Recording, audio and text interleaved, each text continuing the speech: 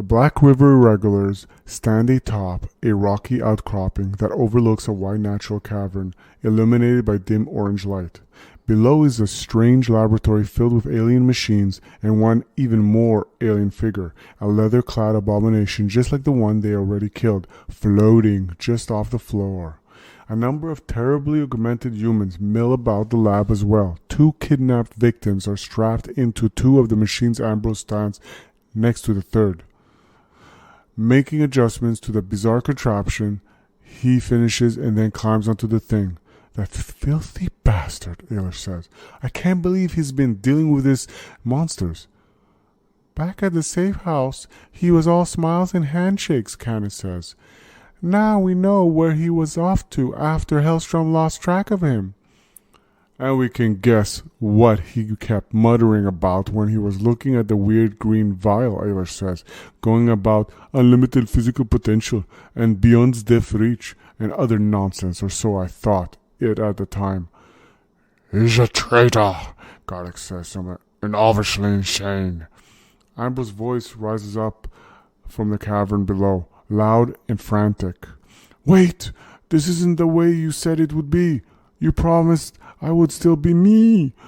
The group looks down to see 2 of the augmented machine men holding Ambrose's arms, pinning him in the complex apparatus. The leather-clad creature floats up to the struggling alchemist and, as spidery appendages lances forward, Ambrose falls silent.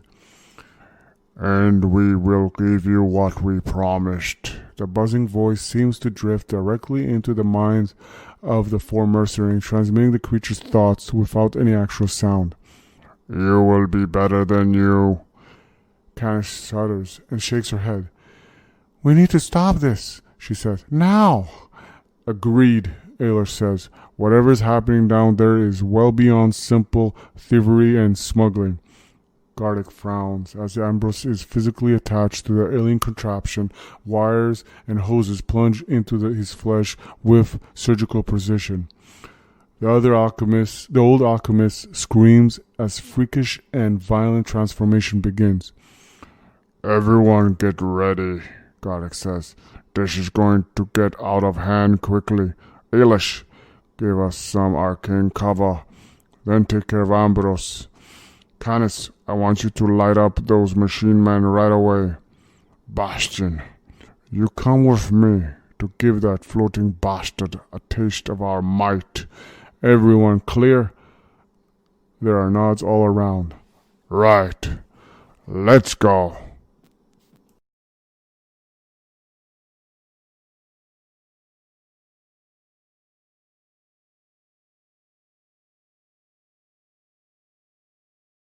Well, welcome back to the final chapter of the Undercity adventure games, Iron Kingdoms. Oh, what a finale this is going to be, for it is called Betrayed. And why were you betrayed? Ambrose sold your soul to the devil, and here is a typical sad story.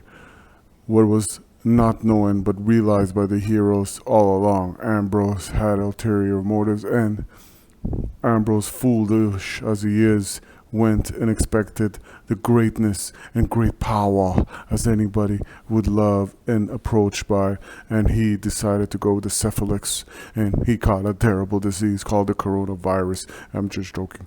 And he became this uber, powerful. If you cannot see it, let me show you what it is. Look at that massiveness, And he's tied to this machine as the Cephalix kind of tricked him into it. And he's draining the health from this 2 processors. Now, the heroes have something to do here.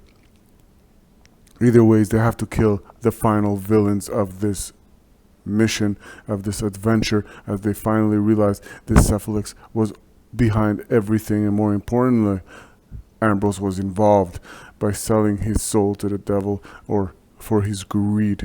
Now we have to destroy these processors that are draining the very human captives that it has, or creatures captives in there, or else it will make Ambrose, or more importantly, the proto-monstrosity, it's called, more powerful, as all the health will go to him. So instead of the ordinary 6 health, he will have much more. So we want to get rid of it as soon as possible. And as Garlic says, let me take care of business. And he has the best outgoing defense compared to anybody else. So the heroes have to find a way to get to here, to stop here. Now, more importantly, we have to focus and make sure that Garlic stands his ground here and protects whatever it is to hold him off, and more important, before the monstrosity gets to pretty much arise. Now if it does, you don't want it to be that strong. So the only way, let me read it, okay? The gameplay is pretty much the monstrous Ambrose, monstrous Ambrose and the Cephalix are significant villains, so don't forget they're bosses, which makes sense. And they have initiative 20, so that means they will go before all the heroes go. Okay? And now that's unlike before, they used to go the last after Garlic, which is just kind of weird. These are villains, bosses, and they don't like anybody. Alright? Now, so when the chapter starts, the monstrous Ambrose is in the mid-transformation, so he cannot activate until he is fully transformed. So, one of these two conditions have to pretty much occur for him to activate. There are no wound tokens near either processor space at the beginning of the round, so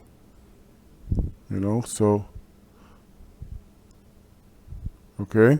So basically this both have to be removed. You see this health? Okay, so if it's not there in the start of the next round, it comes alive. Frankenstein.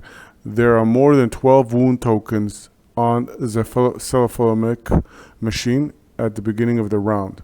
So, as the health gets drained from sucking and slaying the very essence of the beings that are trapped in there, and it comes here, well, if there's 12 in total, well, first of all, this monstrosity will become very dangerous, and you don't want that. That's 12 on top of the very 6 that he starts. By the way, they're all epic. All epic.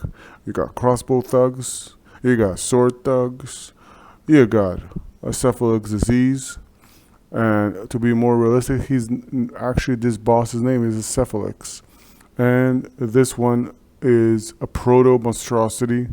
And I have to say, it has an armor of 16. Okay? And it has the guided ability, which is pretty much gain 1 AC, which is accuracy, while within 2 spaces of the Cephalix. Okay? So this is very, very, very dangerous. Okay? And more importantly, we got the Drudge, the Epic Drudge. And they're not that tough easy pushovers. They have armor 15, and they got their own skills, they got their own abilities, and now crossbow thugs have snipers, so basically they can shoot out, within their friendly vicinities. So let's see what we could do to pretty much facilitate the heroes right now, because this scenario is really, really tough. So at the beginning of every round, after the first, if a monstrous Ambrose is not fully transformed, move wound tokens from each of the processors to the Cephalix machine. The first time the monstrous Ambrose activates, move all the wound tokens on the cephalomic machine to his stat card. Okay? So characters cannot enter the cephalomic machine space before the monster Ambrose activates. Okay? Oh boy, oh boy, oh boy. So happened to be that if he gets killed, he just respawns, because they're kind of a cult and they keep respawning. Alright? And also the other thing is, when you come here, you have to roll pretty much a challenge test, which is intelligence and strength of 12. Okay? And right now, ain't not too many of them are that bright now.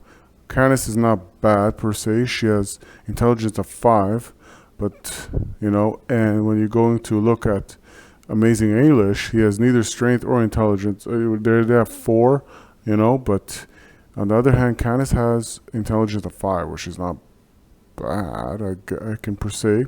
But okay, so my strategy will be pretty much split Ailish and Canis this way, as Garlic runs here, and pretty much, you know, entertains them, but he has to stay here, sadly so, because those will come from here, and Bastion will stay here to make sure to heal him and to keep him kind of healthy and strong.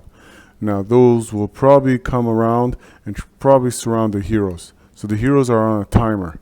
So they're probably going to take about, I would say, close to 2 to 3 rounds to get to here, which will mean some of the health will pretty much anyways gets to the monstrosity. Okay, so the point is of this mission is to pretty much take out the processors, take out the cephalix, and more importantly take out this monstrosity, which is going to be tough. So to be considered a win or a victory, the party wins if the cephalix and the monster Ambrose are both incapacitated.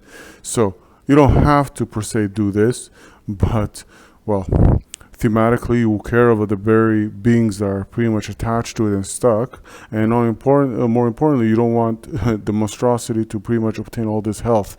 So because then it's going to be much tougher to slay it. So now let's begin and let's see what is the first event, and more importantly, let's shuffle.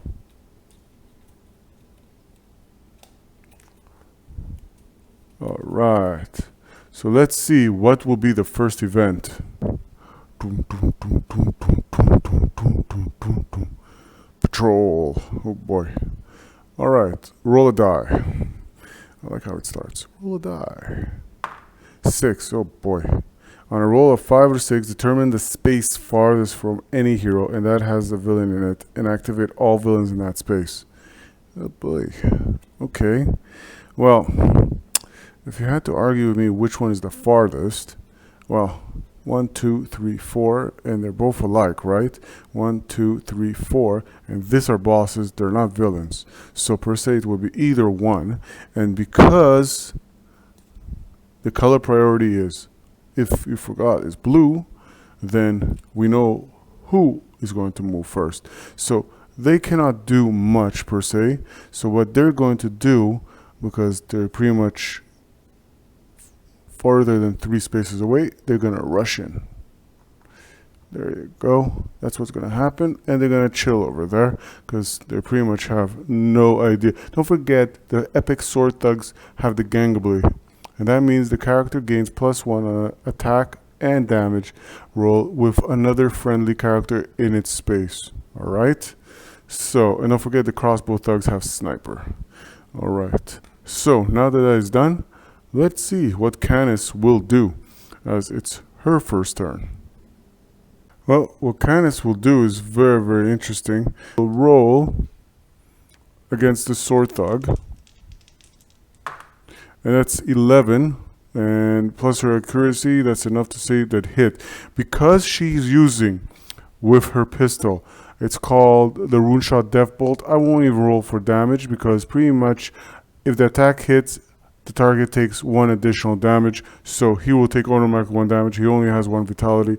He's pretty much taking. And don't forget, in this scenario, there's no side quest, and more importantly, there's no point to any XP. Okay, so if you're expecting any. So now she's going to sacrifice a feat card to do another attack against another opponent in that location.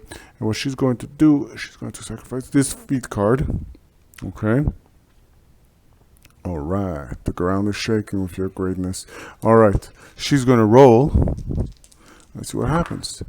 That's, 4 plus 6 is 10. That's not the greatest roll there, Canis. Alright, that's not the greatest roll. So let's see if she can re-roll. And, well, I guess she misses that attack. And what she's going to do is use her second feat card, and that is to pretty much hoof it. And that is to move 2 spaces instead of the regular one. And she's going to go this way. Alright. That might bring her into danger, but that's okay. Let's hopefully they don't respond to her. Now, I forgot something. Before this all started, the cephalix was supposed to pretty much bring priority in action. And the cephalix, you know, he's going to pretty much move as he sees her coming. and he has a range of 1 mind blast. The only thing he could attack with is his mind blast. And Mind Master knockdown, Drudge beginning its activation within 2 spaces of this character automatically stands up and then activates normally. Wow, wow, wow, wow, wow. So okay, so what he would do is the cephalic is pretty much the villain holds and attacks, okay?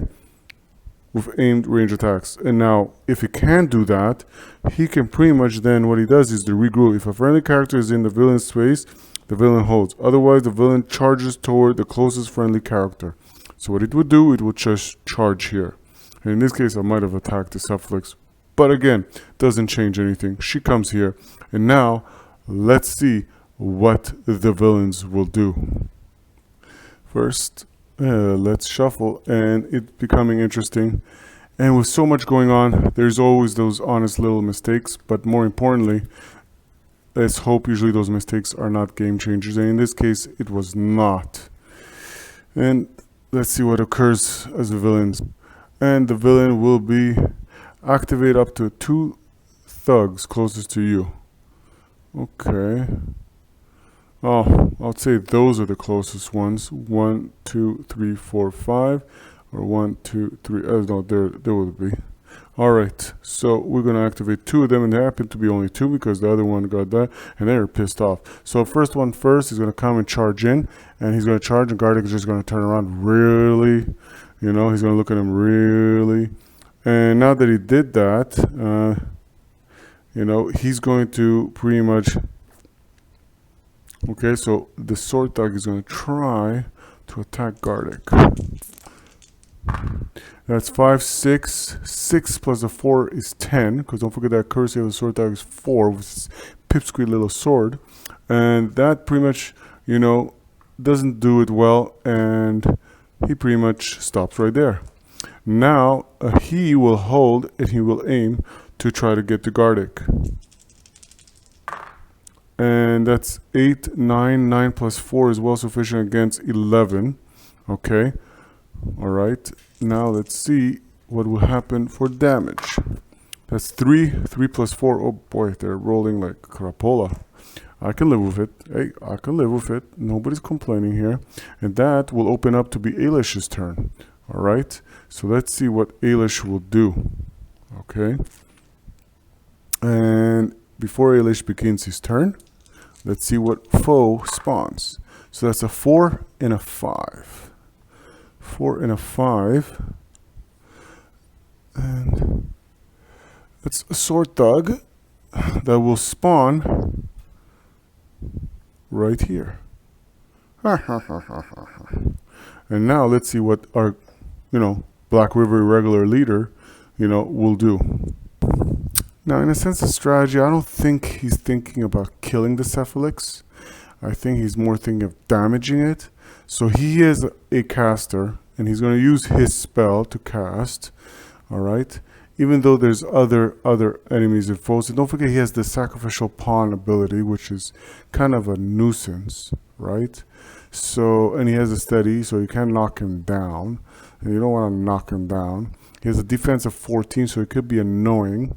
So you're probably going to have to boost your attack. So he'll use the arcane pretty much bolt. He can also influence an enemy right in there, which would be very, very interesting. But that's not the interest right there right now. So what he's going to do, he's going to boost. Well, he doesn't need to boost because the attack rolls already gets boosted from the combat caster ability, but you have to remove the lowest die roll. So he's going to cast, he's going to come, let me in, Gardic, move. As Gardic's busy holding this stupid sword thug right there. And he's going to unleash his arcane bolt, and pretty much 6, 7, 8, and that removes the lowest dice, and 8 plus the arcane bolts 6 is enough, because defense you only need equal or greater, and 8 plus 6 is 14. And now for the armor roll, pretty much, let's see, what will it be? and that's 6 plus 5, and that's 6 plus 5, that's 11. 11 plus the 7 for the arcane bolt, that's pretty much, that's 18. 18 is 5 or greater, and that will cause 2 damage to the Cephalix, Epic Cephalix, who has 4 vitality. And you know what? Let's keep him at 4 vitality. It's going to be a nuisance, but at least we know he's down halfway. We don't want him constantly respawning. He's just a nuisance, but we can easily handle him. And that's a job well done. But now for his, he can recast. So what he's going to do as recasting, he's going to pretty much, so he can leave, he could pretty much or try to eliminate one of these foes, or he could go and pretty much try to eliminate this one right there. And you know what? He's going to go for the sword thug. Keep it simple. So he's going to re-roll pretty much, because he has, you gain once during each of your turn, you can discard a feat card. Okay, and which he did. Play this card when the hero is damaged with an attack. Okay, so he's going to discard this one. He's going to discard a feat card to pretty much be a fast caster and unleash another spell. But he has something which is interesting. Play this card to ignore one special rule on a villain stat card during this turn. So he's going to use the arcane ward. He's going to ward off, actually. He's going to reverse. He's going to go, no, not the sword dog. He's going to try to eliminate this very ugly looking resilient flesh drudge. And now what he could do is he could pretty much, he could pretty much ward off one of our abilities. So he's going to try to do that, and that's what he's going to do. Okay, so let's see what happens. And he's going to use the arcane bolt right there. So, and don't forget that the defense is 12. So that's well sufficient. That is 12 right here alone. Okay, so he well bolted into it. All right, well done, well done. Now comes the tough part. Okay, now comes the tough part, which is you got to do the damage, right? And the damage is arcane power is 7. Okay, you just need 1 damage, and the armor is 15. All right, and you want to make sure this hits. So right, so if you're gonna do that, just to make sure, you're going to discard 1 card, and pretty much now he's left with only 1 feat card. And just to boost this attack, to make sure it hits. Wow, 664, I don't think he would have needed it. But either ways, it falls and he dies miserably. What a way to do it. What a way to do it. Now that pretty much he's done, he will hoof it and use his last feat card, that is, and he will pretty much hoof it off, and he will go this way instead. And as he does, he will try to take a cheap shot at Ailish, and he doesn't succeed. It's a 3. So Ailish successfully kind of maneuvers right there, and wow, as he looks at the Cephalix and Canis is keeping an eye right here and going at the same time, they're worried, turning their backs to the door, but they're keeping an eye on what's going on in there. And the Cephalix is kind of worried, because that was a formidable play by Ailish. Good round, a good turn. So let's see what happens. Don't forget, Ailish, after pretty much obtains another feat card. Ooh, sorry for that.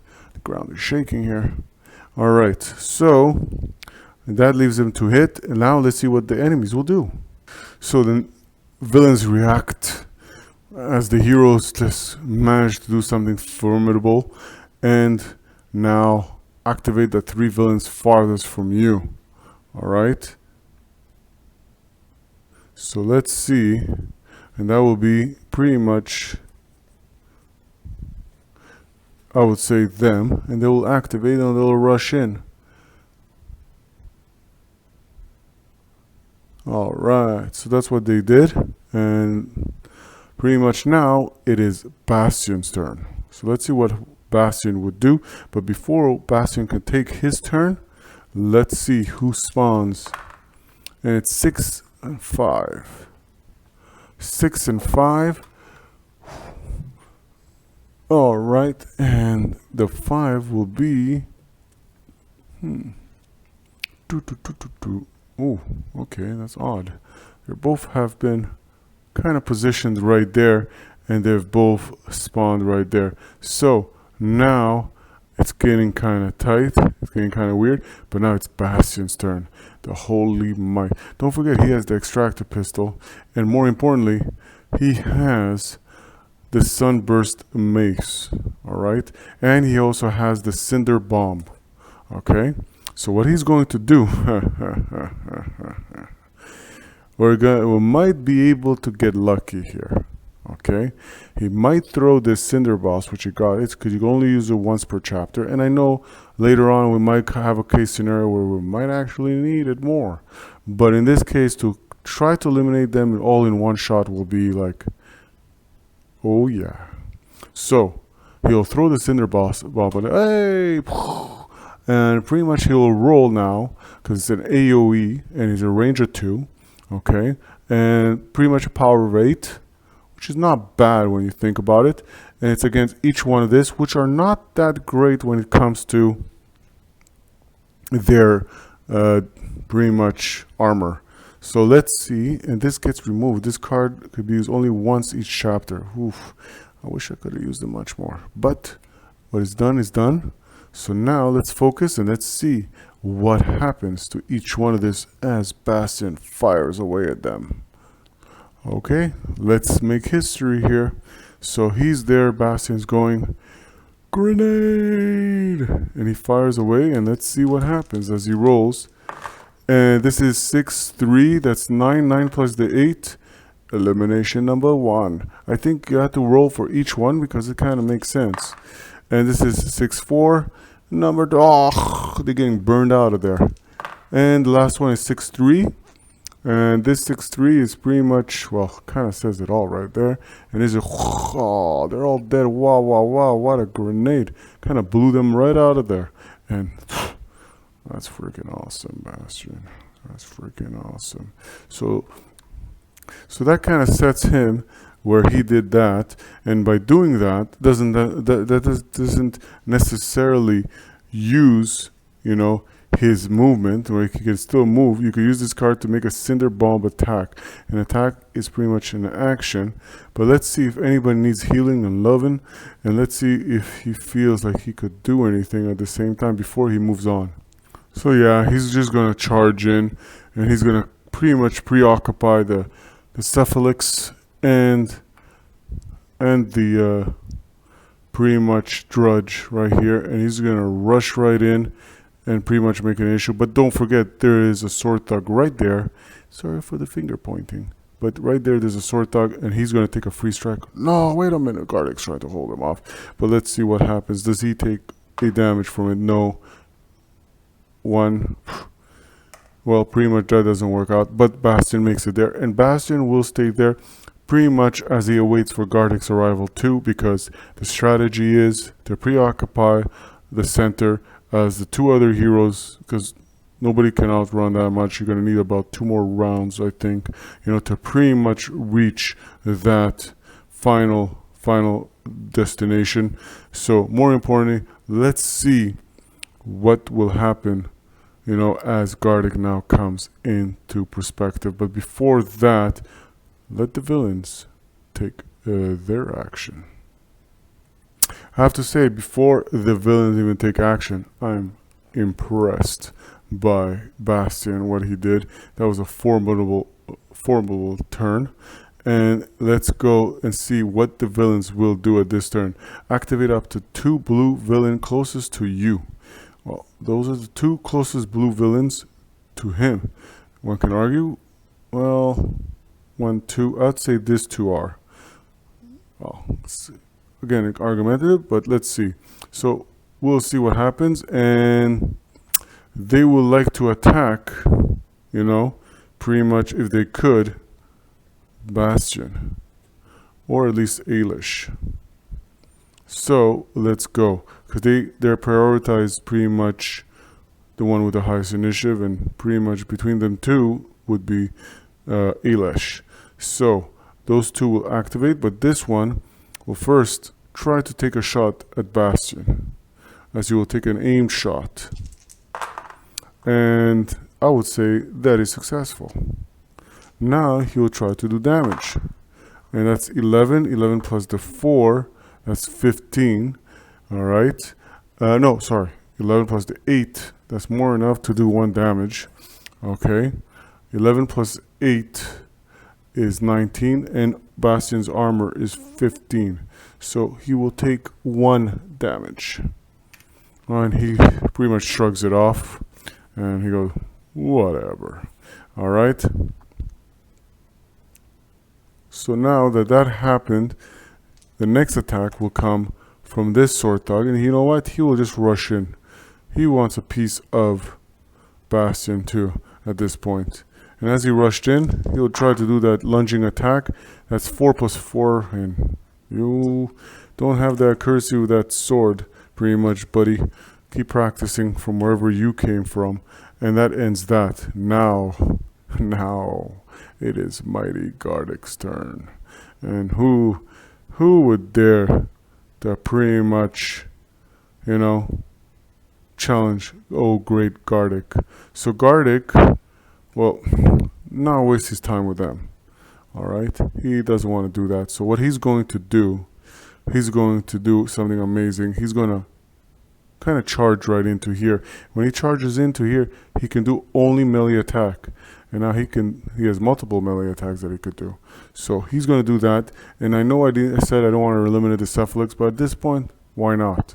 Eliminate them. It kind of clears the board and leaves only the thugs.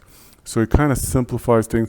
You could see the might of the Black River Irregulars and all the amazing heroes. We didn't even get the opportunity to meet all the great heroes in their mercenary group. But again, maybe in the future we will. But for now, let Gardick do what he has to do.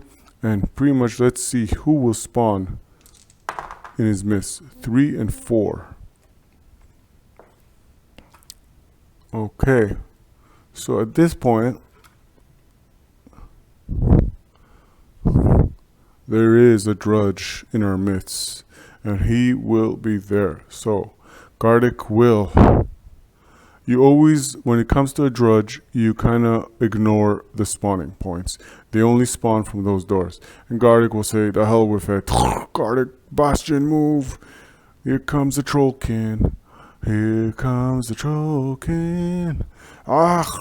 He tried to pretty much hit Gardick. Let's see if he was successful. He was. So what do you know?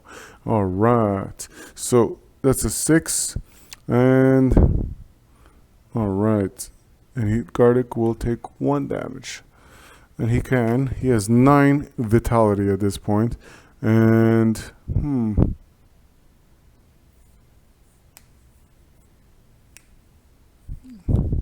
okay, so at this point, let's see what he's going to do.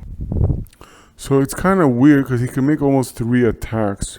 And don't forget, he could use 3. He could pretty much use 2 of his great strength skill, and he's always going to have the +2 armor right there, which is kind of essential for him. But at this point, I don't think it even has a purpose right now because he could take kind of a little bit of damage.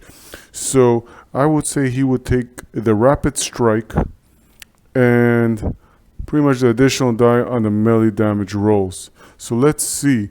Now, first he's going to attack with his axe, the cephalic disease, which is defense of 14. Okay? And the axe has accuracy of 6. Don't forget he charged in.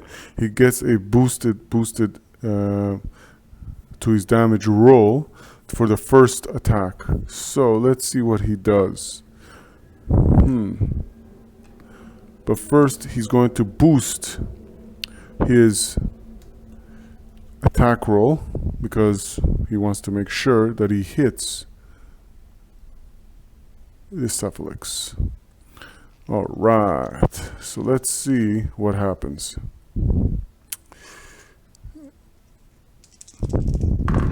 And Gardick rolls amazingly pathetic. 3 plus 3, 6, 7, 8. 8 plus 6 is 14. Whew. Again, close call. Luckily I boosted that one. I mean, luckily Gardic swung really hard, and now it's for the damage roll. And don't forget, he has from the mighty and the charge, so he will roll overkill. And oh my god, I've never rolled so amazingly. So, hey Gardic, what do you think of this? 2 plus 2 is 4, plus 2 is 6. So 6 plus the 9. Alright, 6 plus the 9 is sufficient, I would say. Right? Is sufficient to kill an armor 13. Whew, that's a close call, wouldn't you say, buddy? And that pretty much not doesn't slay him, but removes the last of the vitality it has. One of the last vitality has one more, so Gardic will swing with his shield, bash him right after that, go like this, and say, I got you, buddy. And now he's going to swing again with his with his shield. And don't forget, the shield has still accuracy of 6. Let's see what happens. Oh, 7 plus 6 is not enough. And let's see if Gardic can do anything in this case. And no, he cannot. And what he will do, though, he has the rapid strike, so he can use his axe again if he wanted to, and that's what he's going to do.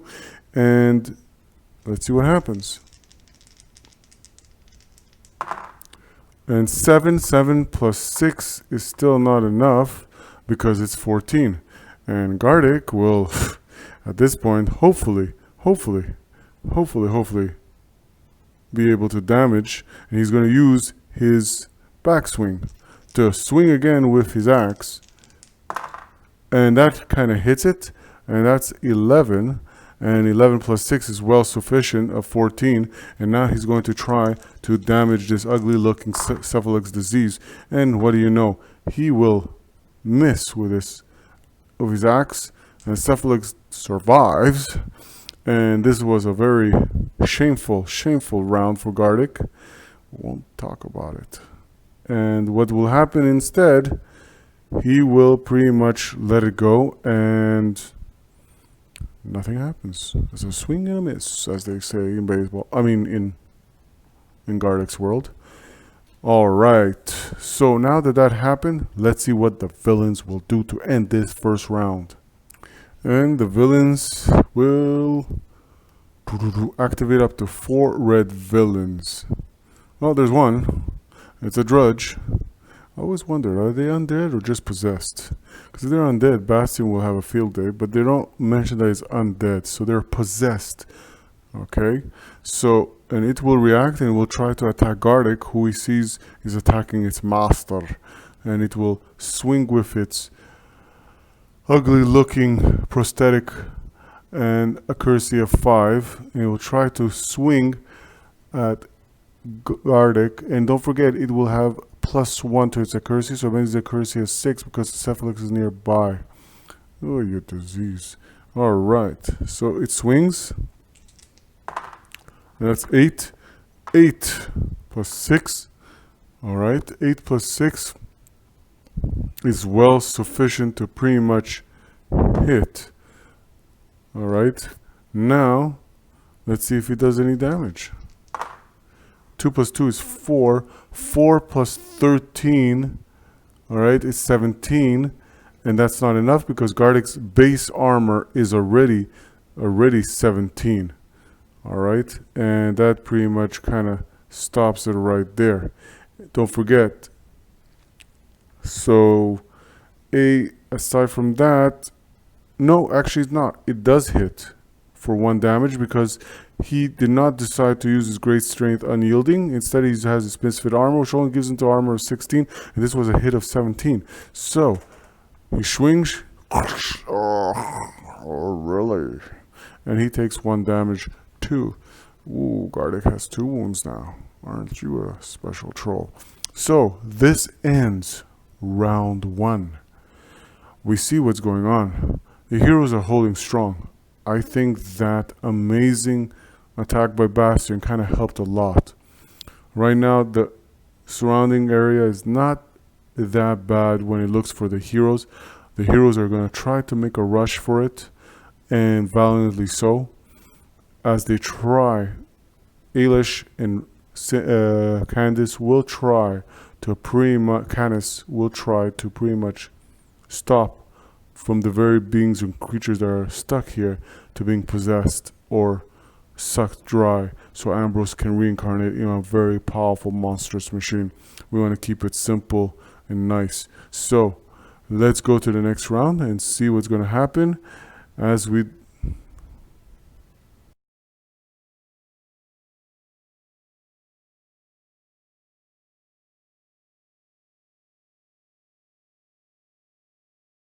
all right. Well, that was a brutal round, but for both ends. I mean, the heroes took some damage. Gardic has 2 now vitality wounds, and he had so much more before. Bastion just finished healing him, and this is the last round, so let me do a quick recap because I know usually it's the first and the last round. So, Bastion was much wounded, but now he has 1 wound because he just took another one in the last round, and so did Canis. Oylash seems to be kind of immortal. He has almost gone for this whole game without getting anything, so we won't go there. Now, the situation is kind of worked because I kind of lured the 2 bosses here in the corner, and I put that kind of pivotal kind of blockade to allow Gardic and the Bastion, who I believe are the strongest in somewhat form, to aid in destroying this bosses. But we're gonna have to get rid of this Drudge right here because he has resilient flesh, and don't forget resilient flesh kind of makes them kind of, even though he has 1 vitality, you need 2 to kind of kill it, because otherwise it just gets dropped down. And he has respawn. He has this ability, the skill called Sacrificial Pawn, which allows him to pretty much, if you kill him, before you kill him, then he will use him to stay alive.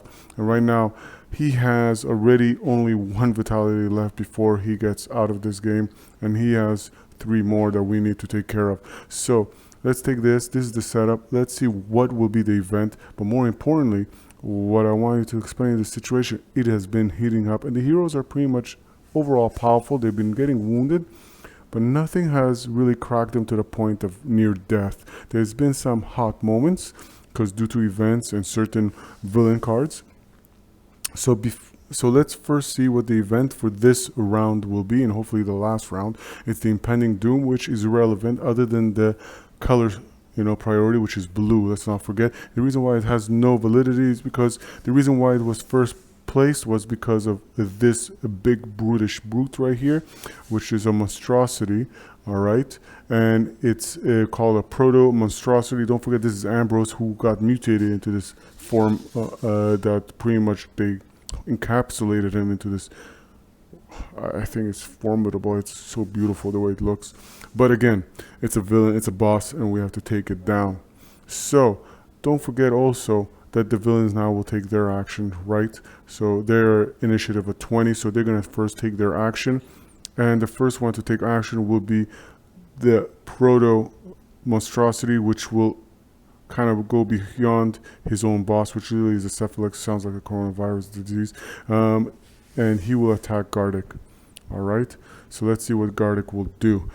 So, or what he will do to Gardic. So now that he attacks, don't forget he attacks with both of his massive fists. So let's see what's gonna happen.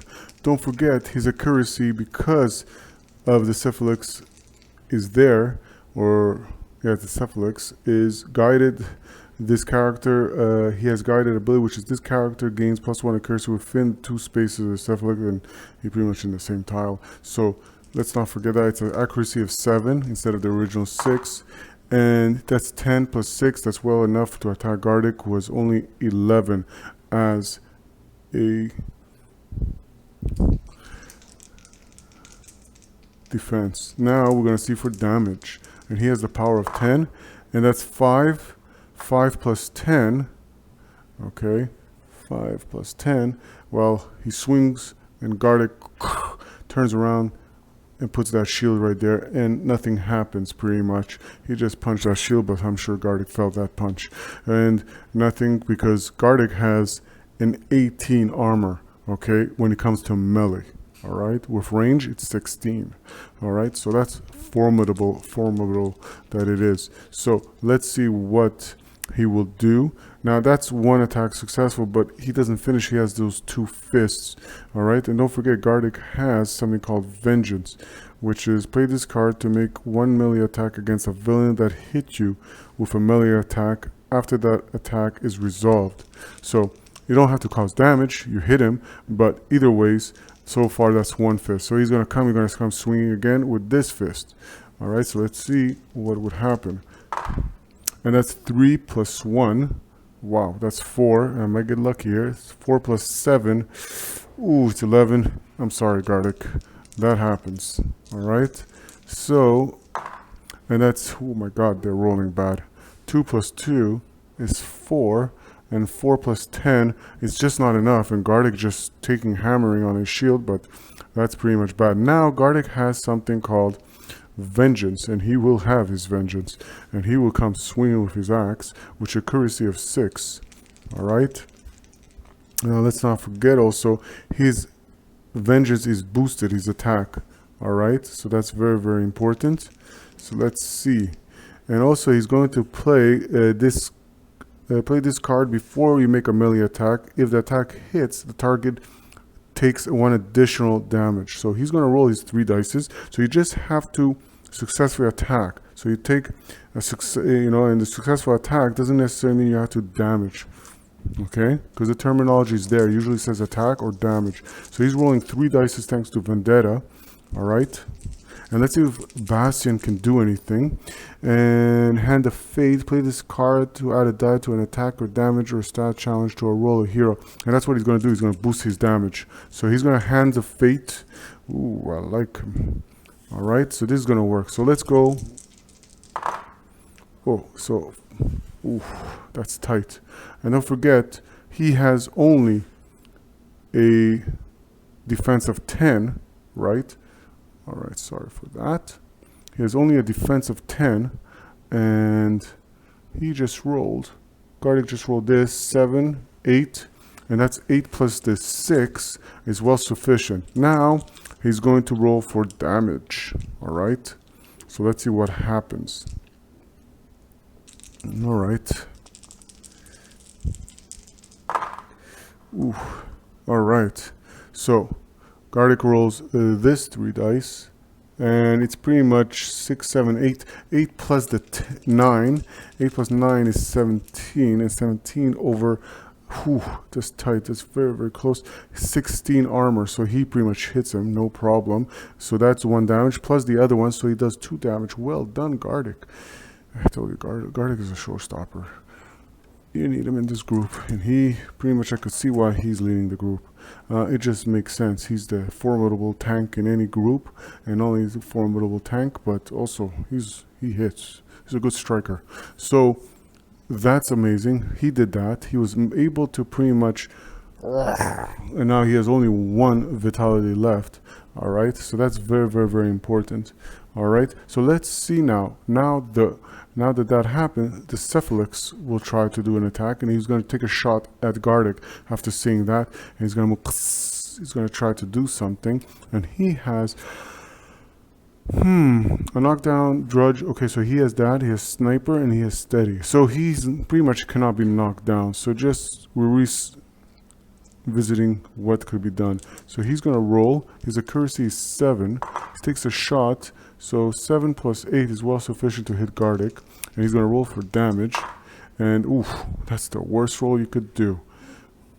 Alright, so that's 2. And 2 plus 10, we want Garlic. Really, wow. The villains didn't go too well for them. And Garlic is just like over, like, even though this foe is overtowering Garlic was able to stand tall as a Trollkin. Well done. Now, we can pretty much see what Canis will do on her turn. So she will roll first to see what spawns in the catacombs. It's a 5-3. 5-3, and it's another one of those drudges. So it just appears right here, not too far from where she is. But she's going to turn around, and she's going to say, I'm going to pull this trigger right behind his head, if you could see that, and try to blast his head off. All right, so let's see. She's going to do that, and let's see what she can use. Okay, so So she's going to use the Black Penny and the Resilient Flesh abilities wound shot, which is a heart stopper, because otherwise she cannot shoot in there because she got friendly figures in there. So she's going to, even though she's right behind him, like she's got a pointed Mage Lock right into his head. So let's see what happens. She rolls first for the attack, and that's an 8 plus 6 for her Mage Lock, and that's well sufficient for a 12 defense. And now she's going to roll for damage. And whew, I think she does more than she needs to. That's all right. So right there, that's 11, 12, 13. 13 plus the 10 for the Mage Lock power, and that Drudge is out. So the protection is pretty much out for the Cephalix. And that was the most vital thing that she could do. So now she could take out the Cephalix if she wants to, or she could. And what she's going to do is sacrifice a feat card to allow her to do that. Okay, so that's what she's going to do. She's going to sacrifice a feat card, because when you sacrifice a feat card, you could, once per round during your turn, you can discard a feat card to make an additional range attack against another target in the same space as your first target. So she's going to go for the Cephalix, and she's turning is like, really? Oh my god, it's a towering, ugly looking figure. And she will pretty much shoot at this point, but she won't have anything to heighten her scent, but she's going to use the Death Bolt and the Brutal Wound Shots. She doesn't need the Heart Stopper anymore. So let's see what happens in this case. And the defense for the Epic Cephalix is 14. So she has to beat a defense of 14. Alright, let's see what happens here. Ooh. And there's one little issue, because she still can't shoot in there. She needs Black Penny. So she's not gonna use pretty much the Brutal. She's only gonna use the Rune Shot of Death Bolt to reassure that the 1 damage there. She needs just a successful attack. And she gets a 7, 8. Ooh, that's close. 8 plus the 6 is well sufficient of a defense of 14, and she hits. Whew. So she either ways kills him, alright, but she will still roll for the damage just to see, and she gets an extra die for the damage. No, she doesn't actually. She doesn't roll, but let's see what she gets. 5 plus 3 is 8. She doesn't roll the extra because, again, it's get confusing with so many skills, so many abilities. She's only using the Black Penny because she's unable otherwise to shoot right into where their friends are. She doesn't have the sniper or either any skills that would allow her. Sniper allows her to aim properly, and actually in this case she didn't even aim. She should have aimed, and she would have got the extra dice anyways for attacking. And more importantly, she has the Death Bolt ability, which Rune Shot, which allows her to pretty much take a damage if, cause a damage if she hits the target. It's a mouthful. Alright, so she pretty much kills. Alright, it's like gone. It's dead. Well done. So she did what she had to do right there, but now let's see how the villains react as she slowly, quickly turns around, and she knows Garlic just maneuvers here to make sure nothing goes on her way. But she killed successfully. It ends it right there. So now let's see how the villains react, and at this point we're very close because all we have to do is kill him, and all of them just run like headless chickens. Alright, but let's see. Gonna come down to Ailish. I hope his power is powerful. Activate the 2 villains farthest from you. Okay, that makes it easy. There, I think, is the farthest, so I'll say rush in, and okay, rush in. Okay, so that does that, and now Ailish does his turn, but before he starts his turn, he's gonna roll who goes, and it's 4 and 3. So 4 and 3 is this one. So what's gonna happen? This ugly looking thing is gonna spawn right here. Alright, So now Elish can do his turn. Let's see what he's going to do. So he's going to turn around this by the arcane powers. Alright, he's an arcanist investigator. So he's obviously going to use his arcane bolt. He has a power of 7, but he has to use everything in his meaningful power. So he's going to empower his weapons by giving him hero in this space +1 attack to and damage to his roll. He's going to boost also.